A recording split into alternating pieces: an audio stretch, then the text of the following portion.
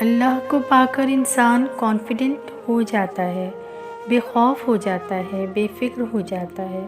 سب کچھ کھو کر بھی احساس محرومی نہیں ہوتا اسے، کیونکہ وہ جس ذات سے جڑ جاتا ہے نا، وہ کوئی معمولی تھوڑی ہے۔ وہ جو زمین و آسمان کا مالک ہے، وہ جو سارے خزانوں کا مالک ہے، وہ جو ہر اختیار، ساری قوت کا مالک ہے، وہ کیا نہیں کر سکتا، وہ کیا نہیں دے سکتا۔ وہ جو رب العالمین ہے، اس کے ہاتھ میں تو سب ہے۔